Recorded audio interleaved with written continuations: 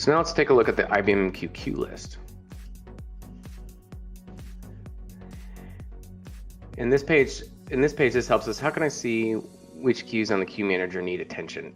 So when you're working with applications that use messaging, oftentimes one of the first things you need to figure out is, hey, what are the ones that have too many messages on them that shouldn't, and that need some attention?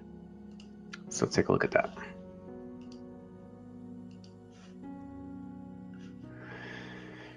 So once I select my queue manager, I'm going to go to the queues page, use the queue link, and I can get there from selecting the queue manager out of the servers page, which is what I did first, or I could do it from the tree view, and I could just type queues here, and it's going to take me to the queue list page as well. And you'll see in the queue list page that the table's set up similar to what we saw on the servers page. I've got the reload button, the export button. Now, when you're on a table, sometimes you'll get additional information in the top right corner. So you can see here, this says showing queues for server QM Lab 1. So if you have multiple tabs open or you're working on multiple queue managers, it helps to have information reminder of which server am I working with.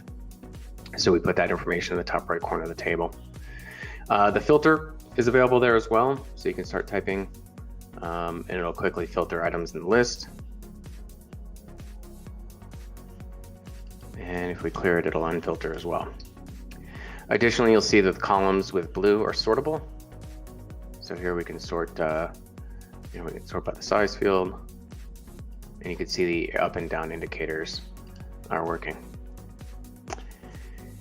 The type dropdown, this allows us to switch to different queue views based on the type of queue. So when you're on the all view, it's a generalized view that applies to all queues.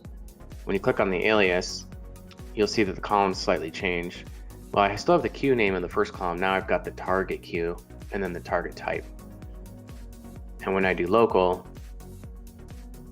you can see here that I've got all the local queues. I've got the size, the producers, consumers, and then if that queue is participating in a cluster or not. The inhibit put get column, you can see here, this shows you that inhibit put is false and inhibit get is false. When it's true, it'll be a capital T in the column. These two little icons to the left of the queue allow you to quickly jump to the sending and browsing for a queue. So if I click on the paper airplane, it's going to send me to the send message page, and you'll see that the server and the queue are automatically populated for you. Now I'm going to use the breadcrumb, click on the queues page to go back to my queues page for QM Lab 1. So now I'm back to that same queue page. The magnifying glass allows you to quickly go to the browse page. So when you click on the magnifying glass, it automatically sends you to the browse message page, and it's going to kick off a message browse. In this case, that queue is empty, so there's no messages there.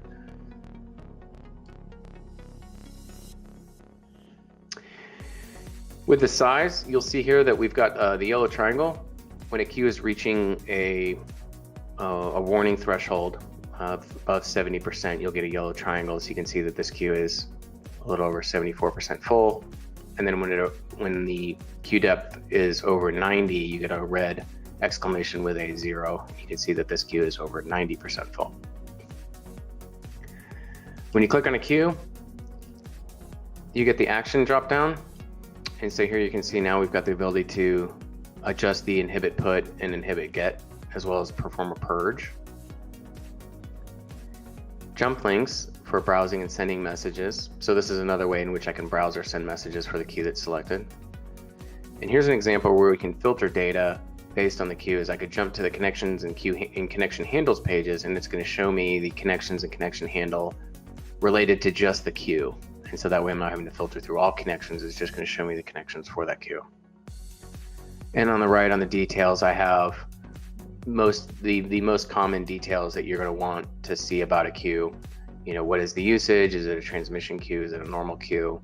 What's the default persistence? What's the max message length? Information like that. If you click on the view details, you're going to get a pop-up, and it's going to have all the attributes for the queue. And you'll be able to scroll and collapse these, and you can see all the current configuration and status information for the queue that you've selected.